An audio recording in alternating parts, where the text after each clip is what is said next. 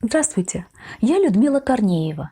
При просмотре фильма британского режиссера и сценариста Алекса Гарленда «Род мужской» важно обратить внимание на такой прием, можно сказать, авторскую находку, как последовательное представление в трех разных актах действия, вроде бы одних и тех же, но каждый раз меняющихся и все более переходящих от реальности к символике мужских образов.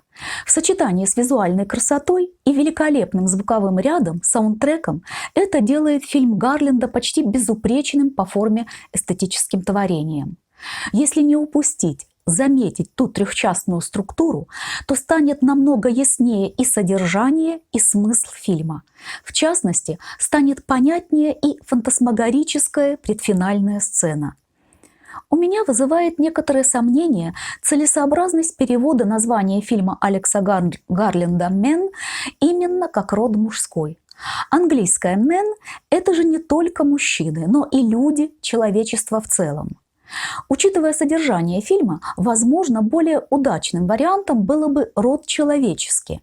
Ведь речь в фильме идет не о мужчинах самих по себе, а о проблемах взаимодействия, взаимопонимания и разного рода культурно-исторических шаблонах отношений мужчины и женщины. Давайте вспомним не раз повторяющиеся в фильме символы. Рельефный мужской образ зеленого человека на фронтальной стороне купели в церкви, куда заходит Харпер, дополняется женским образом Шилы Нагиг на другой стороне этого же сосуда. Дополнительный аргумент в пользу перевода названия фильма именно как «род человеческий» и заглавная песня фильма «Love Song» Элтона Джона. Она ведь тоже не о мужчинах и не о женщинах в отдельности, а именно о взаимоотношениях, о любви. То, что происходит между Харпер и ее мужем Джеймсом, абсолютно реалистично. Подобные проблемы и ситуации возникают у многих пар с неудавшимися отношениями. И в диалоге Харпер с ее мужем кто-то из зрителей может услышать довольно знакомые слова и аргументы. Тем не менее, уже с самых первых кадров вводятся и детали, которые приобретают символическое значение. Кадры с падающим Джеймсом смонтированы с кадрами отрывающихся и куда-то улетающих созревших семян одуванчика. Семена одуванчика появятся в фильме еще не раз.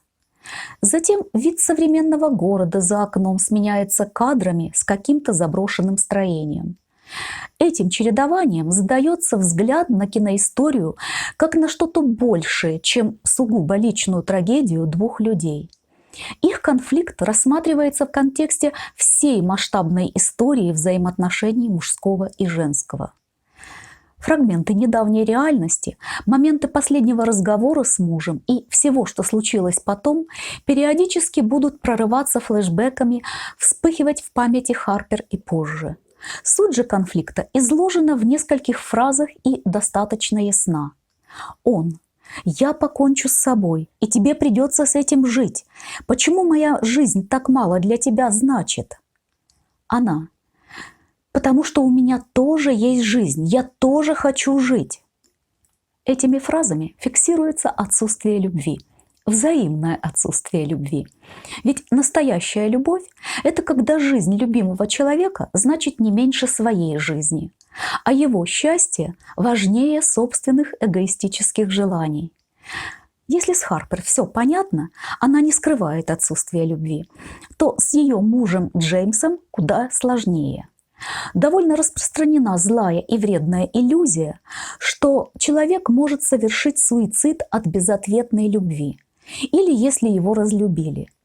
На самом деле суицид или шантаж суицидом в такой ситуации является угрозой, насилием и способом мести, а не подтверждением или доказательством любви. Джеймс именно угрожает Харпер. Нельзя, опять же, сказать, что это чисто мужской прием мести или манипуляции. Женщины используют такой прием насилия, как шантаж суицидом, ничуть не реже. Я еще раз подчеркну, фильм все же не только о мужском роде, он о роде человеческом. Будь то мужчина или женщина, но если человек угрожает самоубийством, значит, он не любит. Просто по какой-то причине нуждается в другом человеке или думает, что нуждается. Возможно, таким человеком руководит привычка и страх перед переменами. Он испытывает дискомфорт от того, что придется делать усилия и адаптироваться к новым обстоятельствам.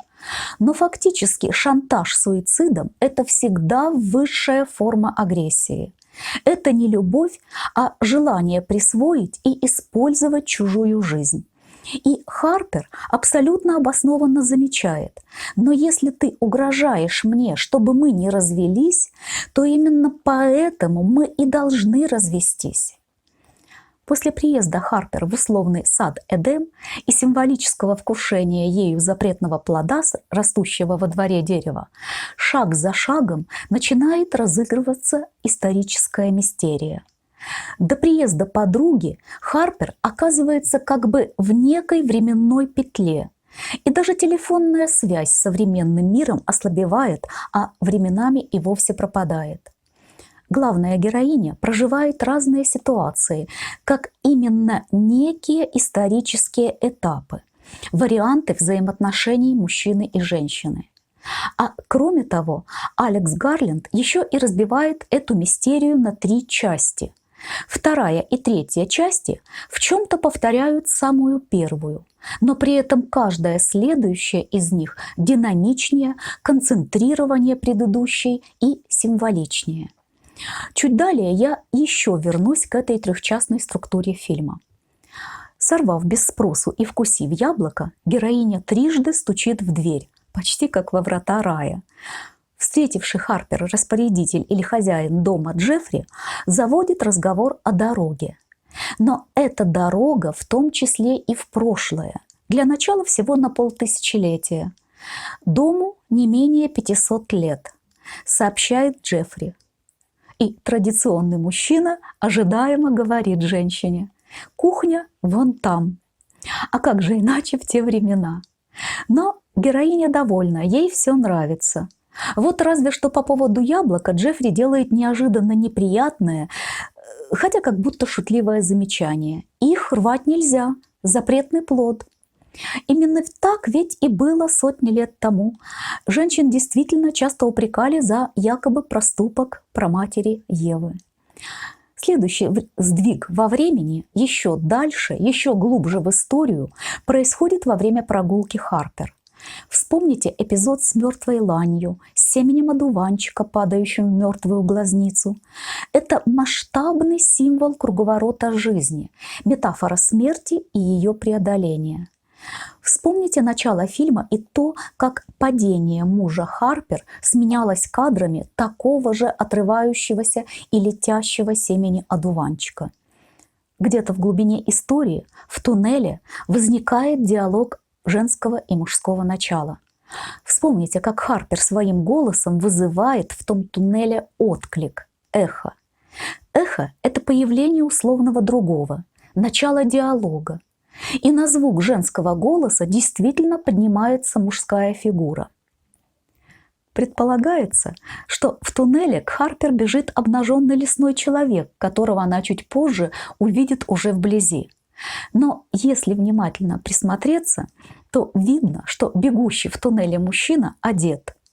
На уровне колен за ним развиваются края расстегнутой одежды, как будто плаща или пальто.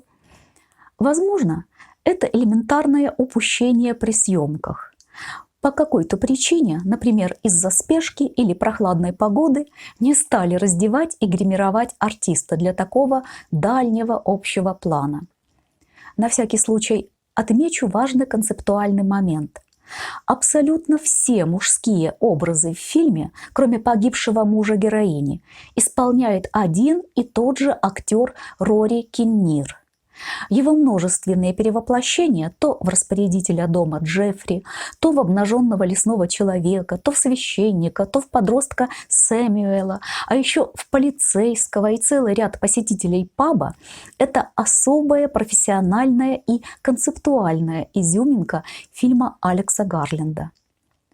Что касается обнаженного мужчины, которого Харпер встречает в лесу, так называемого лесного или зеленого человека. Когда Харпер посещает местную церковь, то там на купели она видит рельефное изображение мужского лица из листьев.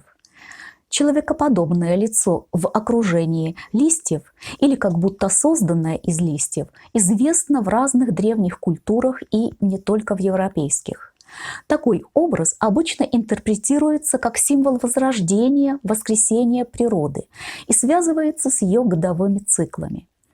Так вот, Алекс Гарленд показывает в своем фильме весьма интересную версию происхождения образа зеленого человека.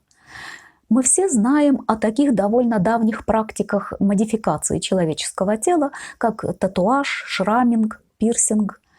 В фильме же Гарленда обнаженный лесной человек в одном из эпизодов надрезает на себе кожу в виде небольших кармашков и вставляет в образовавшиеся полости листья деревьев.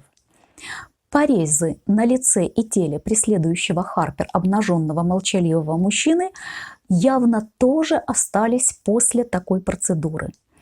Фактически режиссер Алекс Гарленд предлагает свою вполне научную гипотезу происхождения образа зеленого человека из подобных вполне возможных древних практик декорирования человеческого тела. Впрочем, купель с изображениями зеленого человека и Шилы Нагик появляется в фильме в эпизоде с мертвой ланью и семенем. Следовательно, эти образы Гарленд тоже традиционно связывает с символикой воскресения, рождения жизни и смерти. Как я уже говорила, одни и те же мужчины последовательно предстают перед главной героиней и зрителями как три разных типа образов. Каждый раз они выглядят и ведут себя иначе. Это как бы три разных акта мистерии. Вначале Харпер просто где-то сталкивается, встречается или знакомится и немного общается с хозяином или же распорядителем дома Джеффри, лесным человеком, священником, подростком, полицейским, посетителями паба. Первая встреча мужчин в исполнении роли Киннира с главной героиней в исполнении Джесси Бакли – это наиболее реалистичная, длительная, медленная и достаточно нейтрально проходящая экспозиция. Те эпизоды довольно реалистичны и конфликты только намечены. В виде этих мужских образов объективируются отдельные ракурсы, ипостаси, качества покойного мужа Харпер. Мальчик, эгоистично требующий внимания и развлечений. Полицейский, который не хочет и не может понять ее тревоги. Священник, который пытается возложить на нее ответственность за все происходящее. Управляющий домом Джеффри, который настойчиво принимает за Харпер решения и вызывает дискомфорт своими не всегда удачными шутками и замечаниями. Эта часть фильма – первое представление мужских образов в довольно реалистичных жизненных ситуациях, завершается в пабе, который посещает Харпер. Вторая часть – это гораздо более динамичный и концентрированный эпизод после возвращения Харпер из паба. В типичной стилистике фильма ужасов происходит нападение на Харпер все тех же мужских персонажей. Мальчик мстит ей за отказ поиграть. Священник хочет от нее секса, воспринимая Харпер как объект и считая, что она именно для этого и создана. Кстати, вспомните, как священник раздвоенной рукой обнимает Харпер за шею. Крайне двусмысленный жест. Сразу и не понять, то ли это объятие, то ли удушение. Джеффри угрожает Харпер физической расправой. Можно сказать, что это визуализация внутренних страхов героини, ее подсознательная. К слову, мать режиссера Алекса Гарленда – известный психоаналитик. Вполне возможно, что из домашней атмосферы детства, на которую профессии родителей обычно оказывают влияние, идет повышенный интерес Гарленда к психологии героев. В фильме «Род мужской» знакомство героини с разными мужчинами становится своего рода объективацией и осознанием всего того, с чем она имела дело в отношениях с мужем, что именно оказалось для нее неприемлемым. Многих зрителей наиболее впечатляет эпизод фильма, в котором происходит своего рода рождение основных, ранее уже действовавших в фильме мужских образов по принципу матрешки. это третья и наиболее концентрированная, сжатая часть мистерии, своего рода кратчайшее и эффектное повторение истории и закрепление ее последовательности. Первоначальный зеленый человек рождает непосредственного мужчину-ребенка, который, как было показано в предыдущих частях мистерии, имеет желание и не принимает отказа. Затем этот непосредственный ребенок рождает священника, который, как мы видели ранее, уже образован, достаточно сдержан, он уже думает, обосновывает, аргументирует. Но мужчина-священник стремится возложить ответственность за сложные проблемные ситуации на женщину и видит в ней прежде всего сексуальный объект. Из головы священника рождается Джеффри, обычный, как принято говорить, человек из народа со своими стереотипами, фразами, шутками. Изо рта Джеффри, то есть из этих усвоенных в культуре фраз, слов, формулировок, рождается покойный муж героини Джеймс. Это символически изложенная последовательность человеческой и личной эволюции. Причем мужские фигуры появляются одна из другой с явными страданиями и муками рождения. Эволюция нелегка. Мужчинам тоже не так просто дается обновление и перерождение. Эти символические образы не столько проявляют агрессию к женщине, сколько взывают к состраданию. И обратите внимание, Харпер перестает их бояться. В какой-то момент она просто отворачивается. Затем покойный муж Харпер Джеймс вполне честно и определенно говорит, что ему нужна любовь Харпер. Только вот при этом он ничего не говорит о своих чувствах к ней. В каком-то смысле все возвращается к началу. К слову, то, что в начале событий Джеймс именно сорвался, а не прыгнул, несомненно. Чтобы прыгнуть вниз, люди не врываются в чужую квартиру и на балкон именно этажом выше. Но если бы Джеймсу удалось таки спуститься на свой балкон, что было бы? Священник говорит, а вдруг истина в том, что если бы вы дали ему шанс извиниться, он был бы еще жив. Только вот этот вопрос требует продолжения. А была ли бы жива и здорова Харпер? Впрочем, Харпер тоже не нужно идеализировать. Она тоже добивается своего и защищается как может.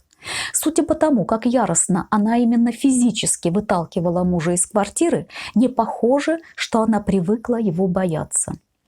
Харпер явно лукавит и сознательно или бессознательно искажает ситуацию, когда говорит священнику, что они хотели развестись. Никакого «они» не было. Развестись хотела Харпер, а Джеймс был категорически против развода. Можно понимать ее фразу и как подсознательную попытку отвести сомнения в отсутствии собственной ответственности за случившееся.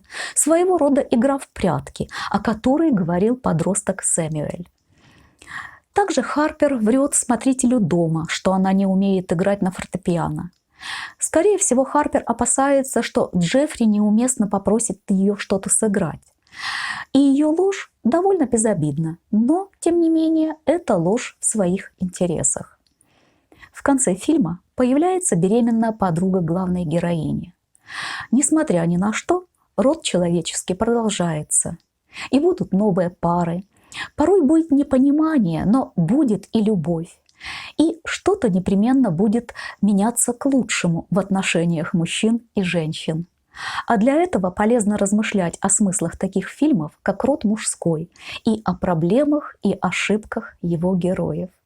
Всего доброго и до новых встреч!